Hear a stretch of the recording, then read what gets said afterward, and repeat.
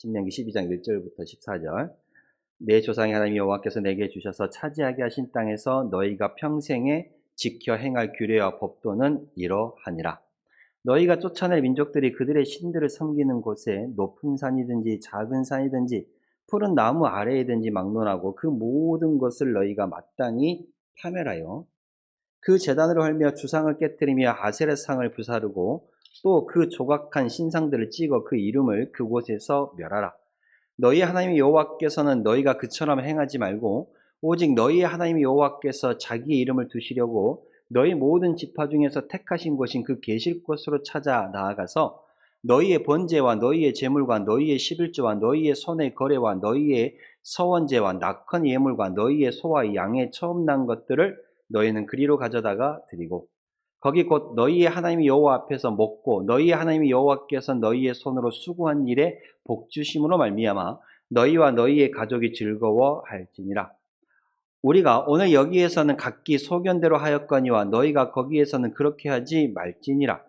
너희가 너희 하나님 여호와께서 주시는 안식과 기업에 아직은 이르지 못하였거니와 너희가 요단을 건너 너희의 하나님 여호와께서 너희에게 기업으로 주시는 땅에 거주하게 될 때에 또는 여호와께서 너희에게 너희 주위의 모든 대적을 이기게 하시고 너희에게 안식을 주사 너희를 평안히 거주하게 하실 때에 너희는 너희 하나님 여호와께서 자기의 이름을 두시려고 택하신 그곳으로 내가 명령하는 것을 모두 가지고 갈지니 곧 너희의 번제와 너희의 희생과 너희의 십일조와 너희의 손의 거제와 너희가 여호와께 서원하는 모든 아름다운 서원물을 가지고 너희와 너희의 자녀와 노비와 함께 너희의 하나님 여호와 앞에서 즐거워할 것이요 내 성중에 있는 레위인과도 그리할지니 레위인은 너희 중에 분깃이나 기업이 없음이니라. 너는 삼가서 내게 보이는 아무 곳에나 번제를 드리지 말고 오직 너희의 한 지파 중에 여호와께서 택하실 그곳에서 번제를 드리고 또 내가 너희에게 명령하는 모든 것을 거기서 행할지니라. 아멘. 오늘 신명기 12장, 신명기 말씀이 전부 다 그렇지만 가나안 땅에 들어가기 전에 하나님께서 모세를 통하여서 너희는 가나안 땅에서 앞으로 이렇게 살아야 한다라고 다시 주시는 말씀에서 신명기입니다. 오늘은 이 예배에 대해서 말하고 있어요. 예배의 처소에 대해서 말하고 있습니다. 오늘 이 말씀은 단순히 예배를 드려라 라는 명령이 아닙니다. 어디에서 예배를 드리고 어떻게 예배를 드리고 그 예배가 누구를 향할 것인가를 말씀해주는 본문입니다. 하나님은 여기서 예배의 처소를 지정하셨습니다. 13절에 보시면요. 너는 삼가서 내게 보이는 아무 곳에나 번제를 드리지 말고, 번제라는 것은 하나님께 드리는 예배이지요. 예배의 한 종류입니다. 오직 너희의 한 지파 중에서 여호와께서 택하실 그곳에서 번제를 드리고 또 내가 너희에게 명령하는 그 모든 것을 거기서 행할지니라. 여호와께서 택하실 그곳, 이것이 나중에는 예루살렘 성전이 됩니다마는 어디서 어떻게 누구를 향해 예배할 것인가, 그리고 예배의 장소까지 하나님은 지정해 주셨습니다. 그 이유가 무엇일까? 어디서 예배해야 하는지, 어떻게 예배해야 되는지, 누구를 향해 예배해야 하는지, 그리고 그 장소는 어디인지 분명하게 말씀해 주셨어요. 왜 그랬을까? 그 이유는 예배는 하나님 중심이 하기 때문에 그렇습니다. 예배는 내 중심이 아니에요. 예배는 누구 중심이라고요? 하나님 중심. 예배는 우리가 누구에게 드리는 거예요? 하나님께 드리는 거예요. 그래서 그 중심이 누구냐면 하나님입니다. 그 예배의 중심이 내가 아니라 하나님입니다. 그래서 신명기 12장 8절에 우리가 오늘 여기에서는 각기 소견대로 하였거니와, 여기서는 뭐예요? 지금까지 지나온 그 여정이죠. 하였거니와 너희가 거기에서는, 거기가 어디예요? 앞으로 들어가게 될 가나안 땅이에요. 거기에서는 그렇게 하지 말지니라. 그러니까 지금까지는 어떻게 했다고요? 너희의 소견대로. 소견이 뭐예요? 내 생각대로 예배했다는 말이에요. 그러나 가나안 땅에서는 그렇게 하지 말라라는 것입니다. 이 예배의 본질에 대해서 다시 한번 말씀해 주는 것입니다. 그래서 오늘 1절과 3절에서 우리가 무너뜨려야 할 것에 대해서 분명하게 말씀하고 있어요. 1절에 3절에 내가 가나안 땅에 들어가거든 그 땅에서 너희가 평생에 지켜 행할 규례와 법도 너희가 가나안 땅에서 평생에 해야 할 일들은 바로 이러하다. 그게 뭐예요?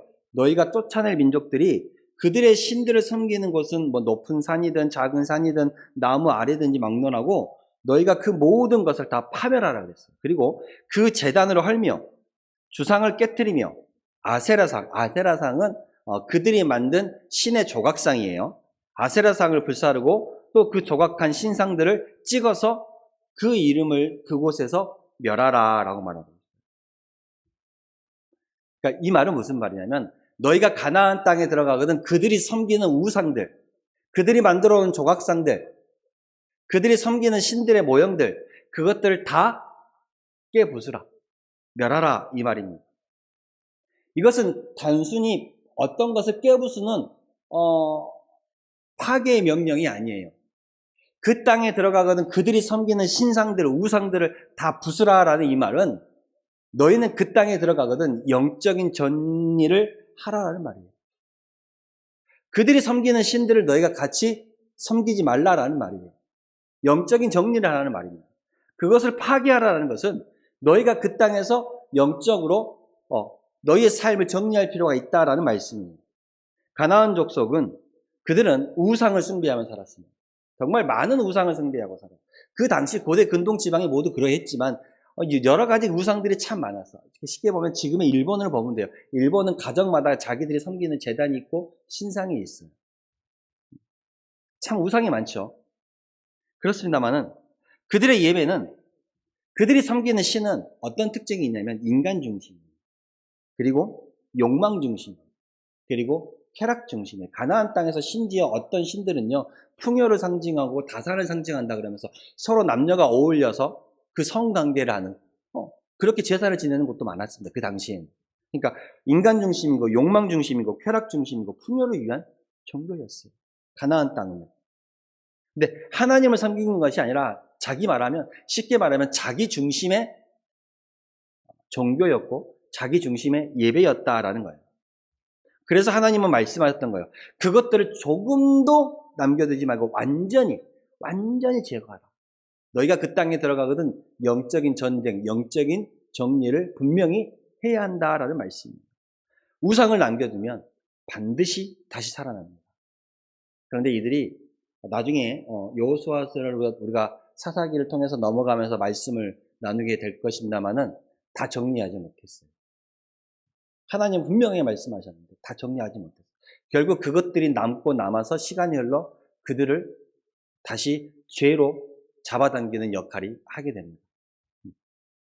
그러니까 우상을 남겨두면 반드시 다시 살아나게 돼요. 다시 그곳 가운데 빠지게 되어 있어요.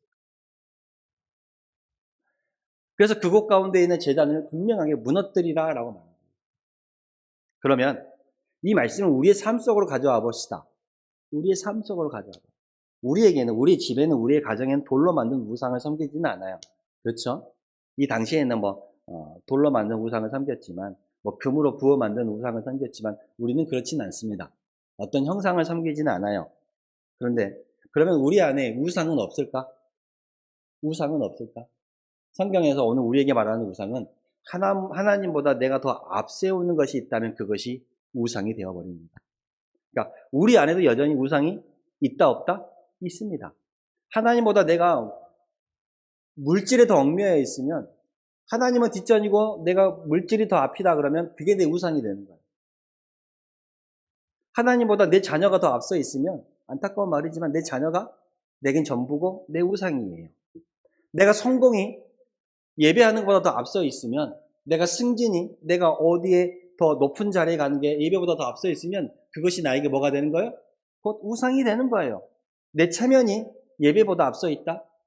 그러면 그것이 내 우상이 되는 거예요. 내 가치가, 내 생각이 예배보다 앞서 있어.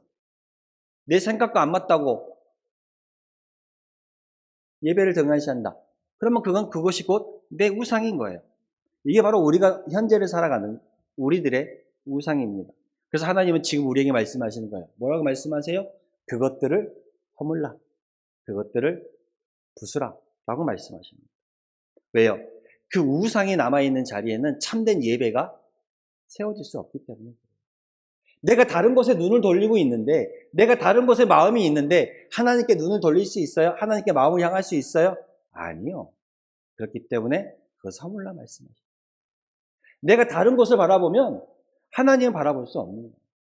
우리가 눈이 이쪽을 바라보고 이쪽을 동시에 바라볼 수 있어요? 한번 해봅시다. 돼요? 난 안 되는데. 되나요? 안 돼요. 우리는 이렇게 시선이 가는 곳에 같이 바라보게 돼요. 내 우상이, 내 시선이 거기가 있으면 하나님을 바라볼 수 없는 거예요. 그것들을 정리하라라는 말씀입니다. 그리고 그 정리하고 나서 어떻게 하라고요? 내가 택한 장소, 내가 너희에게 알려주는 장소에서 하나님께 예배하라라고 말하고 있습니다.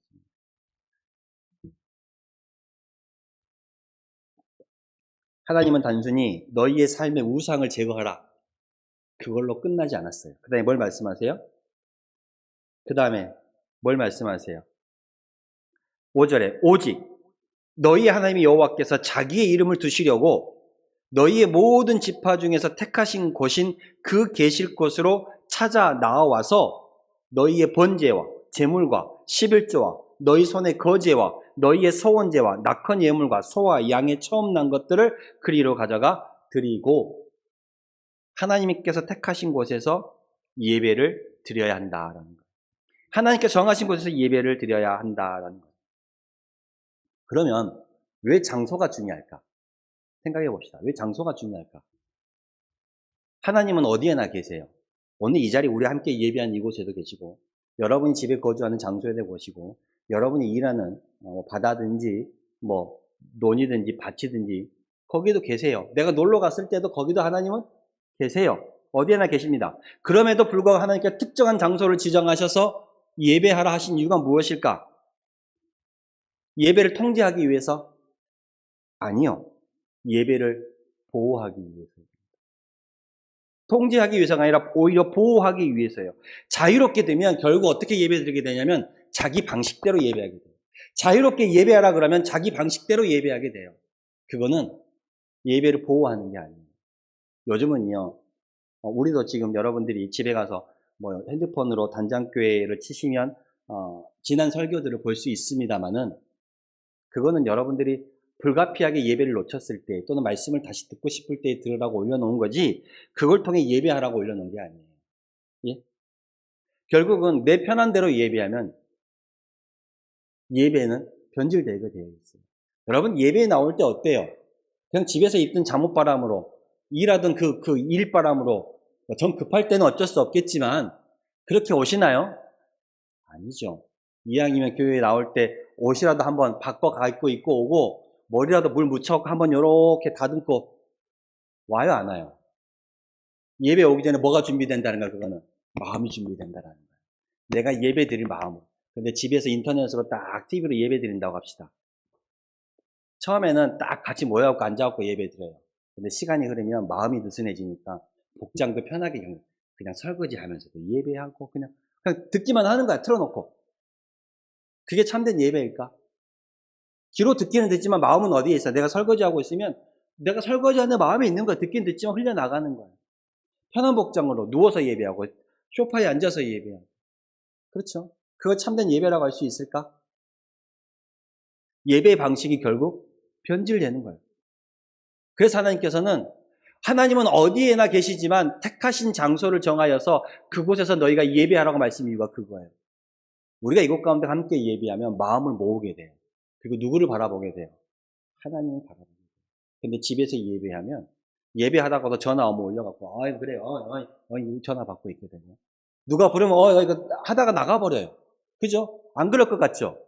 그럼 집중이 안 돼요. 하나님께서 택하신 장소에서 예배하라는 건 통제가 아니에요.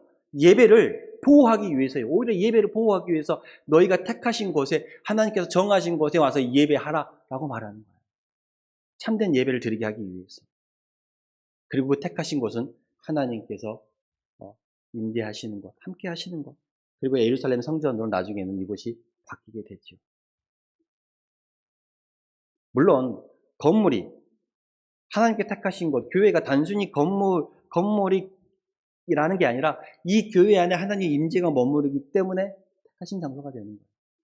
교회 공동체, 말씀의 중심이 되고 하나님의 주인이 되는 예배, 그리고 하나님이 기뻐하시는 예배 자리입니다.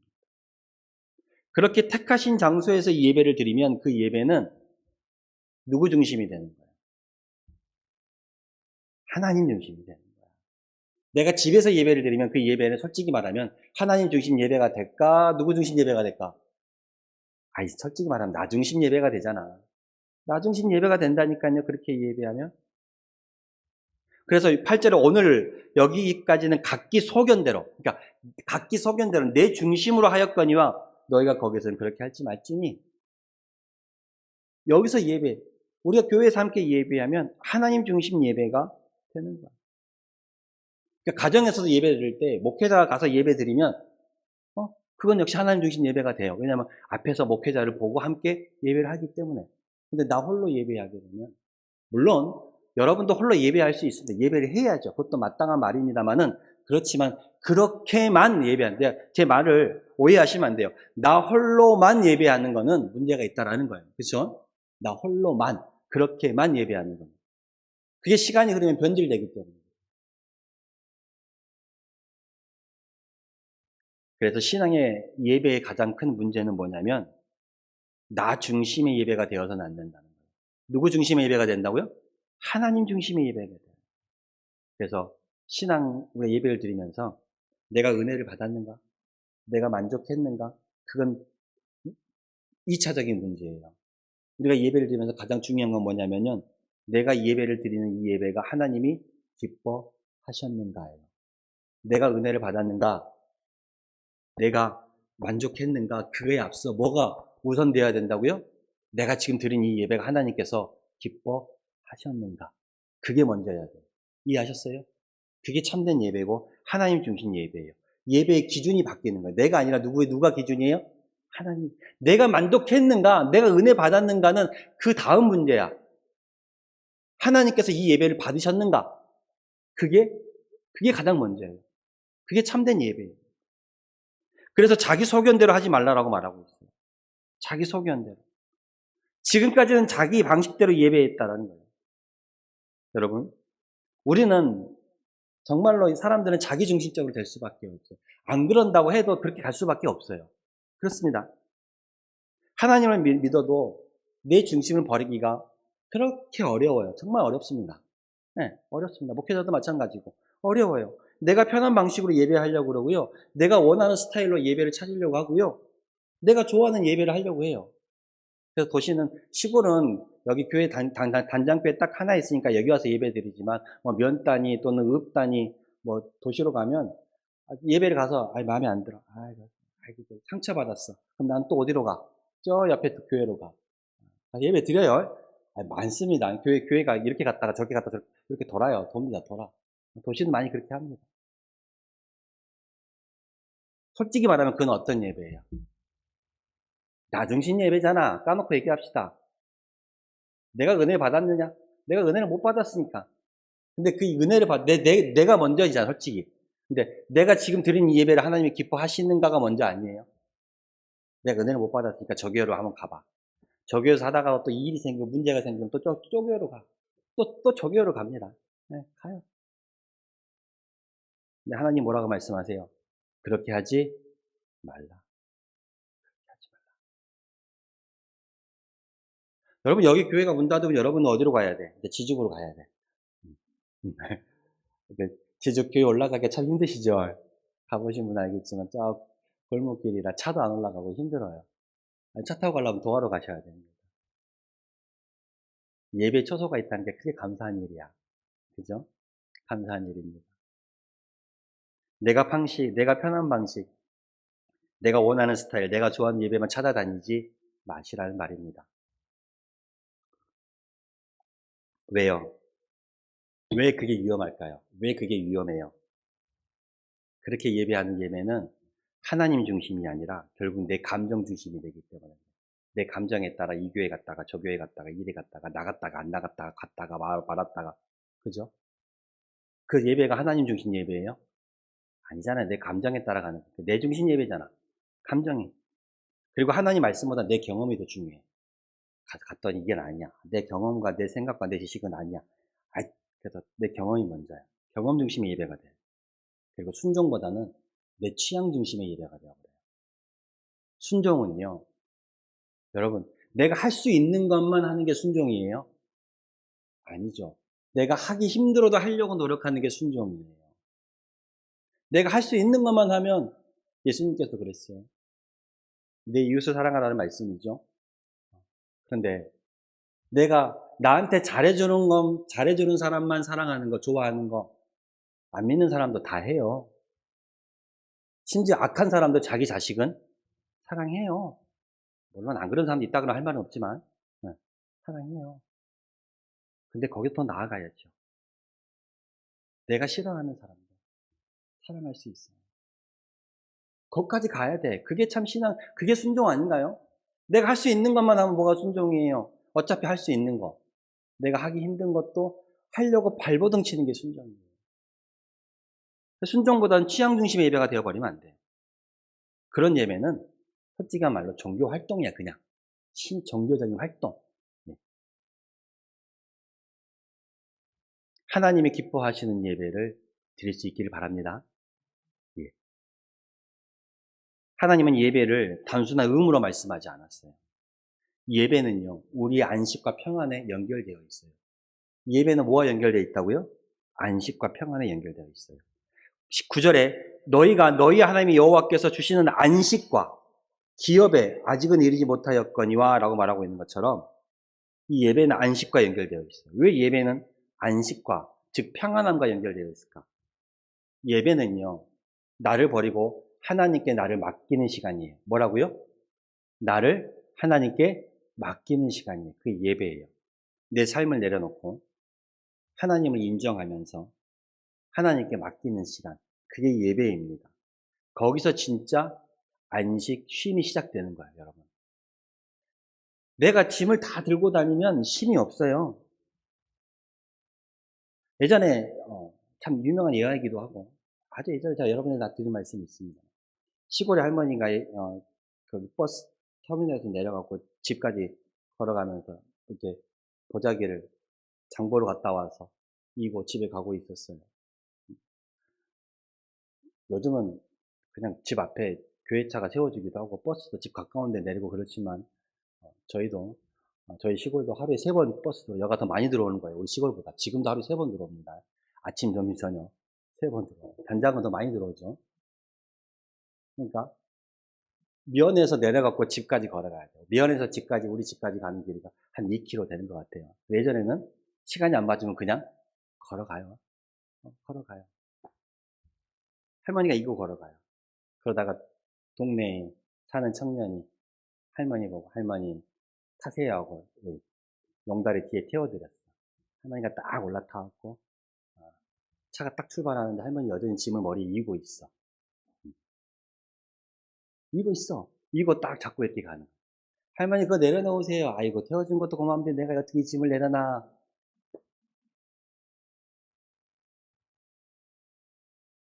맡겨야 쉼이 있는 거예요. 그죠? 하나님께 여러분 그 진짜 아예 맡겨야 거기서 안식과 평안이 오는 거예요. 아직도 내가 짊어지고 있기 때문에 내가 아직 쉼을 못 누리는 거야. 내려놓고 내려놓아야 되는데. 그리고 예배가 회복되면 삶이 회복됩니다. 예배가 무너지면 삶이 무너지고요. 왜요? 신앙인은 예배가 삶의 중심이 되기 때문에 그래요. 그것이 무너지면 신앙인의 삶도 무너지는 거예요. 그래서 너희가 온 가족이 함께 예배드리라 라고 12절에 말씀하고 있습니다. 여러분, 우리가 살아나기 위해서 단장교회도 그렇지만 한국교회도 그렇고 살아나기 위해서는 이 신앙이 어디로 가야 되냐면 다음 세대로 가야 돼요. 그러니까 신앙이 요즘 교회들마다 나이가 많이 찼어, 성도들이. 60대, 70대, 80대. 중간에 허리가 잘라지고 밑에 사람들이 점점 줄어들고 있어. 신앙의 다음 세대가 이어지지 않았다는 거예요. 그 말은 무슨 말이냐면 가정에서도 부모가 예배를 같이 안 드리기 때문에 얘들이 예배의 중요성을 모르는 거야. 예배가 사라지게 되는 거죠. 안타까운 일입니다. 우리 단장교회도 계속 하나님의 뜻이 이곳 가운데 임하기 위해서는 여러분이 다음 세대라 그래서 저기 아주 고등학생, 중학생을 말하는 것이 아니에요. 여러분이 이 자리에 함께 예배할 다음 예배자, 그 다음 세대를 여러분이 신앙을 이어가야 돼요. 오늘 말씀을 통해서 여러분 이 세 가지는 기억하셨으면 좋겠습니다. 우리의 삶에 무너뜨릴 것은 무너뜨려야 돼요. 영적인 정리를 하셔야 됩니다. 그래야 예배가 바로 서요. 영적인 정리가 안 되면 예배가 바로 서기 힘듭니다. 그리고 예배를 위해서는 하나님께서 원하시는 자리로 나아가십시오. 하나님께서 원하시는 자리. 예배의 자리는 내가 정하는 것이 아니라 누가 정하는 거예요? 누가 정하는 거예요? 하나님이 정하시는 거예요. 내가 정하면 내 중심의 예배가 됩니다. 그리고 예배를 온 마음과 삶으로 예배하십시오. 예배는 여러분의 삶 전체가 곧 예배예요. 온 마음과 삶으로 예배하십시오. 그리고 하나님이 기뻐하시는 예배를 회복하시기를 바랍니다. 내가 은혜 받았느냐가 먼저가 아니라 뭐가 먼저예요? 하나님이 이 예배를 받으셨는가? 기뻐하시는가? 그게 먼저입니다. 기억하시기를 바랍니다. 기도하겠습니다. 하나님, 우리의 예배가 사람 중심이 아니라 하나님 중심이 되게 하여 주시옵소서. 우리가 무너뜨려야 할 우상들을 깨닫게 하시고 하나님이 택하신 자리에서 참된 예배, 하나님 중심의 예배를 드리게 하여 주시옵소서. 우리가 이 다음 세대의 예배자를 세워나가는 자들이 되게 하여 주시옵소서. 예수님의 이름으로 기도드렸습니다. 아멘.